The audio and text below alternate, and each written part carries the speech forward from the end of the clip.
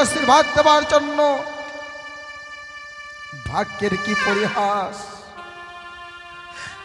এক এক করে ছয় ছয়টি সন্তান, আজকে কেউ যেন আমার পাশে নেই। ওইদিকে ছয় ছয়টা কাঁচা সোনা বৌমা ঘরের কোণে কাপড়ের আঁচলে মুখ লুকিয়ে কান্না করছে। তারা বুঝতে পেরেছে যে আমরা বিধবা। এই শুভ দিনে আমাদের কোনো কাজে লাগবে না বলে তারা লক্ষিন্দরের কাছে আসতে পারছে না। আমিও বলতে পারছি না বৌমা তোমরা ছুটে এসো, লক্ষিন্দরের বিয়ের দিন আনন্দ করো, নাচো, গাও। হায়রে ভাগ্য আমার, এদিকে দেখতে দেখতে যেন সময় পেরিয়ে যায়। আমি চৌজানি নগরে বৈবাহিক মহাশয়কে কথা দিয়ে এসেছি, গধূলি লগ্নে আমি আমার সন্তানকে বিয়ের ছায়া মণ্ডপে বসাবো। যার জন্য লক্ষিন্দরকে বড় বেশি আমায় সুসজ্জিত করতে হবে। একে কোথায় আছিস? আমার লক্ষিন্দরকে পাঠিয়ে দেবে।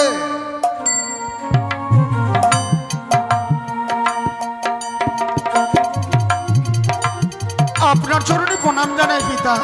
আশীর্বাদ করে পুত্র, দীর্ঘ আয়ু হোক তোমার। বলুন আপনি আমায় কেন ডেকেছেন? লখাই, আজ তোমার বিবাহের দিন। আমাদের সনাতনী নীতি রয়েছে, বিবাহের দিনে মুকুট মস্তকে পরিধান করে যেতে হবে সেই বিবাহ ছায়া মণ্ডপে। সত্যি বলেছেন পিতা, এ আমার অজানা নয়।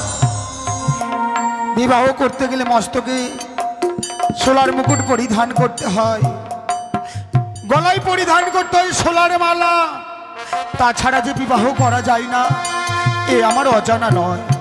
তাই তো আজকের দিন আপনার হস্তে মুকুট দেখছি, হয়তো মনে মনে স্থির করেছে আপনি আমাকে নিজ হস্তে সাজিয়ে দেবে। তাই পুত্র, তবে যদি তাই হয় পিতা গো, আপনারই সর্বকে আমি স্থির চিত্রিতে দাঁড়িয়ে থাকবো। ওই মুকুটখানা আমার মস্তকে পরিয়ে দেন। ওই যে মুকুট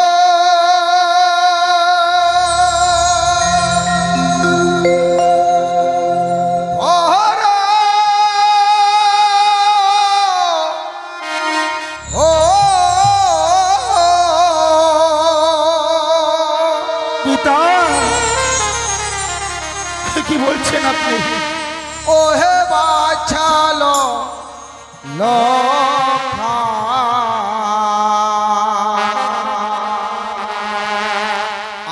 আমি হতো পুরব তোমার মাথা।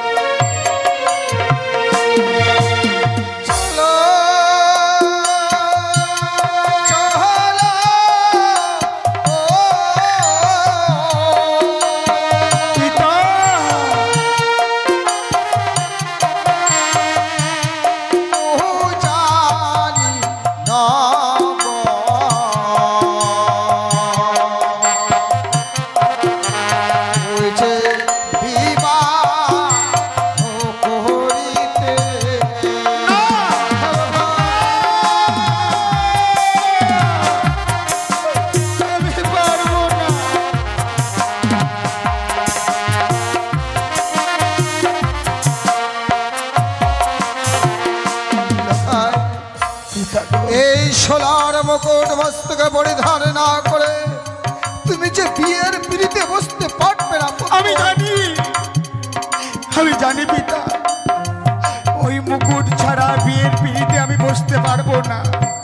কিন্তু জানেন পিতা, যখনই ওই মুকুটখানা পরাবেন বলে আমার দিকে এগিয়ে আসছেন, ওই মুকুটের মধ্যে যেন আমি একটি কাল দৃশ্য দেখতে পাচ্ছি।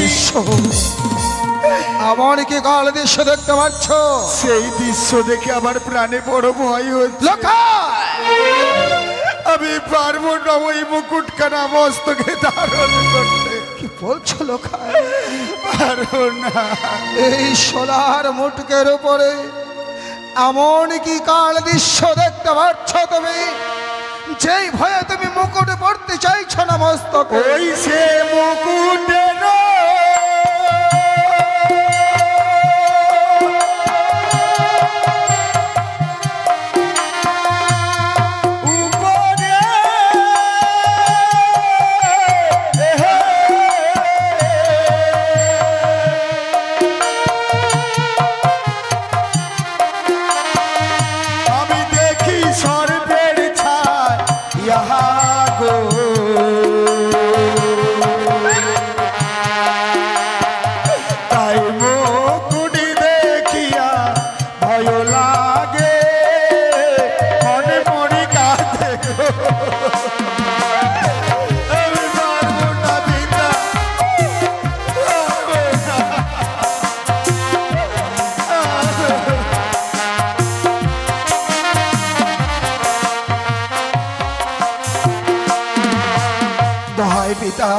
আপনার দুই চরণ ধরে আজকের দিনে বলি, ওই সোলার মুকুটখানা আমার মস্তকে পরিয়ে দেবেন না। যখনই এগিয়ে আসছেন ওই মুকুটখানা পরাবেন বলে ওই সর্পটি আমাকে গ্রাস করতে চাইছে। আমি পারবো না।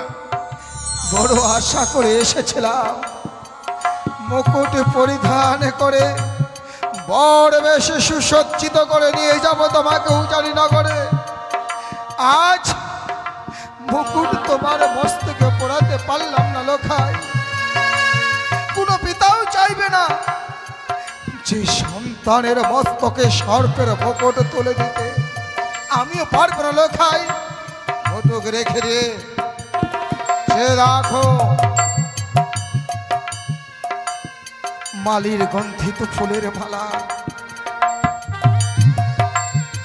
এই ফুলের মালা তোমাকে সাধনা তোলায় গিয়ে যে তোমার অপেক্ষায় চাতক পক্ষীর নিচে আছে বেহুলা মালি, ওই ছায়া মণ্ডপে তোমায় মাল্যদান করতে হবে পুত্র।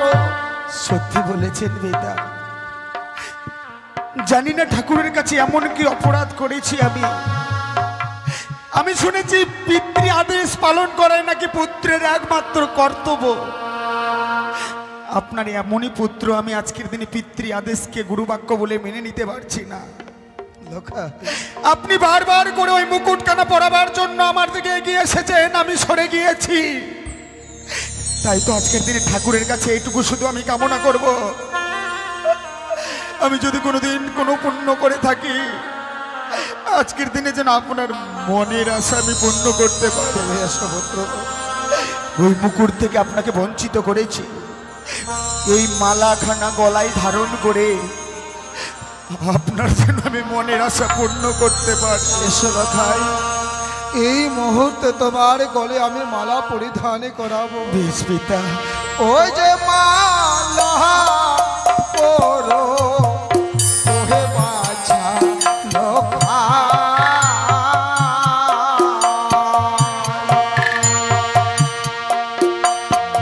আমি মালা পরাবো গলেতে।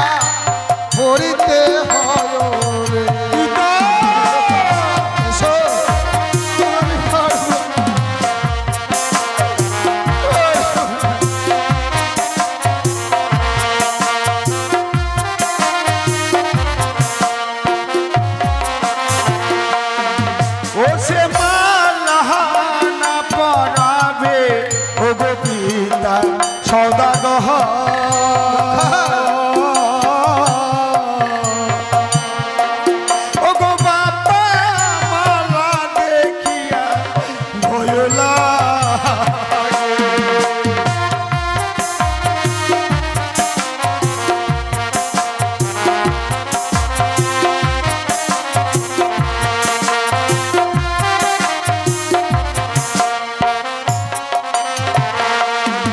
ও সে মালা পরিলে গলায় আমার জ্বলিবে, ও সে মালা দেখিয়া ভয় লাগে। এই মালা দেখেও শেষ পর্যন্ত তুমি ভয় পাচ্ছ? এই মালা দেখে কেন ভয় পাচ্ছি জানেন কেন পিতা? লখাই? ওই সে মালার উপরে দেখি সর্বের বিষগ,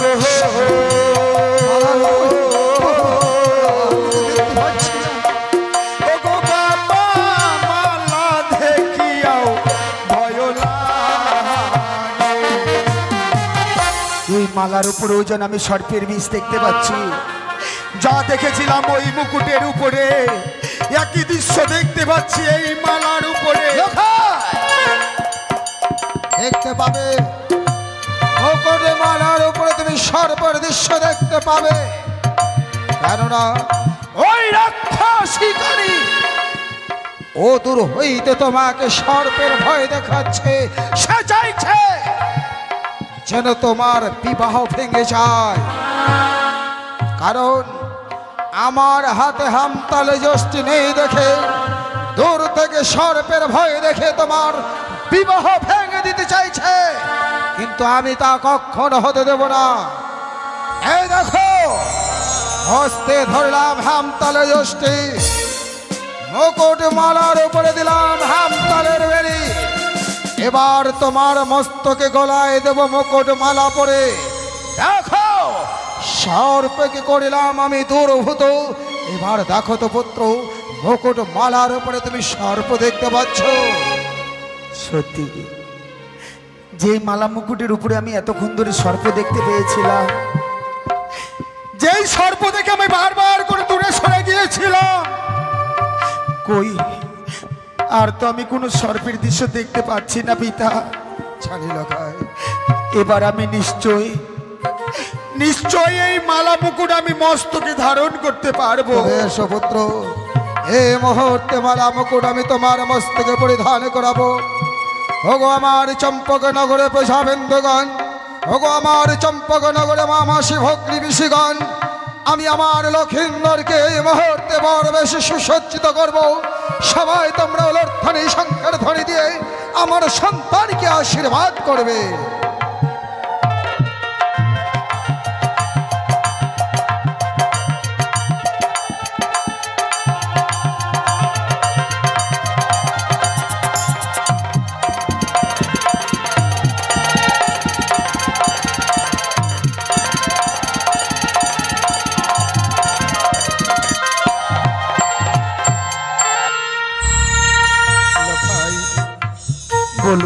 মুকুট মালা পরিধান করে তোকে দেখে মনে হয় গলক বৈকুণ্ঠ থেকে নেমে এসেছে আমার সোনার চম্পক নগরের প্রাসাদে। যেন গলকের নারায়ণ, লক্ষ্মী বিহনে নারায়ণ শোভা পায় না পুত্র। এতদিনে তোমাকে আমি একটাই শিক্ষা দিয়ে এসেছিলাম, পিতা স্বর্গ পিতা ধর্ম পিতা হি পরমম তব পিত বিদ্মা পর্ণে পিয়ন্তি সর্বদেবতা। আজকে তোমাকে আমি আরো একটা নতুন শিক্ষায় শিক্ষিত করতে চাই। পিতা গো, আজকে হচ্ছে আমার শুভ দিন। এই শুভ দিনে নতুন করে শিক্ষা দেবেন, আর আপনার শিক্ষা আমি উপার্জন করবো না তা কি করে হয় বলুন? এমন কি শিক্ষা দিতে চান আপনি? শাস্ত্র বলেছে জননী জন্মভূমি স্বর্গত বিগড়িও সেই কোন শুভ যাত্রা পথে পদ অতিক্রম করার পূর্বে যদি পিতামাতার চরণে প্রণাম দিয়ে পিতামাতার আশীর্বাদ নেওয়া হয়, তাহলে ওই শুভ যাত্রা পথে কোনোদিন অশুভ অঘটন ঘটে না পুত্র। তাই আমি চাই যে তোমায় 10 মাস 10 দিন গর্ভে ধারণ করে এই কঠিন পৃথিবীর বুকে আলো বাতাসের মুখ দেখে বধূরানী চরণীর কাছ থেকে বিদায় নেবে। পিতা, ভাই আপনি ঠিকই বলেছেন। আমি যেন ক্ষণেকের মধ্যে মায়ের কথা ভুলে গিয়েছিলাম গো। যে মা আমাকে এক মুহূর্ত না দেখতে পেলে লখাই লখাই বলে পাগলিনী হয়ে যায়, এক মুহূর্তের জন্য চোখের আড়াল হয়ে গেলে লখাই লখাই বলে সারাটি রাজপ্রাসাদ খোঁজে আমায়, সেই মায়ের কথা আমি ভুলে গিয়েছিলাম। আমি যাব গো। গর্ভধারিণী জননীর কাছে বিদায় নিয়ে এসে আপনার সঙ্গে আমি বিবাহ করতে যাব ওই উজানি নগরে। পিতা গো, আপনি কিছুক্ষণ অপেক্ষা করেন বরযাত্রী নিয়ে। এই মুহূর্তে মায়ের কাছ থেকে বিদায় নিয়ে এসে আপনার সঙ্গে আমি বিবাহ করতে যাব ওই ওই উজানি নগরে। চলে গেল লক্ষিন্দর তার গর্ভধারিণী চরণীর কাছ থেকে বিদায় নিতে। লক্ষিন্দরকে শুধুমাত্র পরবেশে সুসজ্জিত করেছে, এখনো 100 বরযাত্র একে বর্ণে আমায় সুসজ্জিত করতে হবে। বাদ্যকারগণকে সবাইকে প্রস্তুত করে একে সঙ্গে ধাপিত হব আমরা সেই উজানি পথে। শুধুমাত্র লক্ষিন্দর এলেই আমরা ধাপিত হব উজানি নগরে।